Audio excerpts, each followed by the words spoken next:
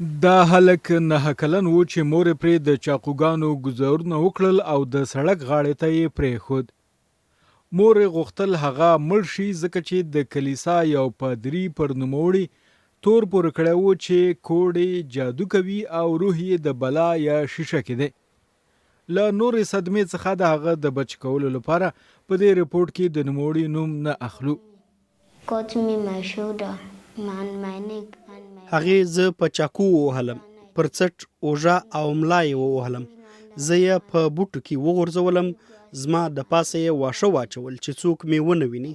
هلته 3 ورځې په ډیر بد حالت کې پروت وم. maggots come out in my wound.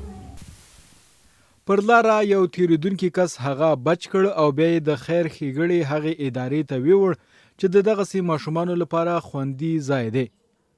نوموړی اوس 14 کلن دی او د خیر ښېګړې په هغه اداره یعنی کرارن کې سبق وایي.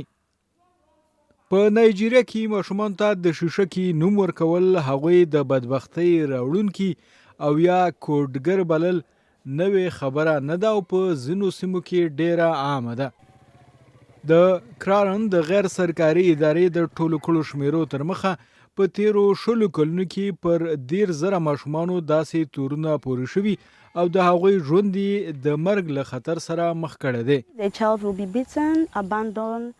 کله چې پر یو ماشوم دغه ستور پورې سي نو یا هغه ډیر سخت وهل کیږي او یا هم له کوره ایستل کیږي.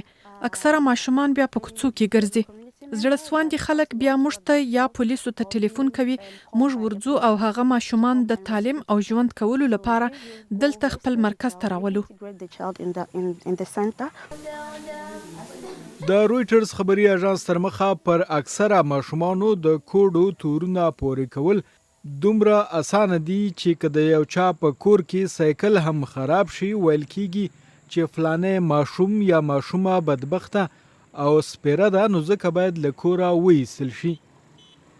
مدني فعالان وایي ماشومانو ته د خطر مخنیوي لپاره مذهبي مشران او میندې پلرونه زده کړو ته ضرورت لري چې پر کوچنیانو بې بنیاده الزامونه ونه لګوي. له همدې امله اکثره غیر سرکاري ادارې د عامه پوهاوي کمپاینونه چلوي او ترڅنګ یې له کورونو ایستل شوو ماشومانو ته د روزنې لپاره خپلې دروازې پرانیستې ساتي.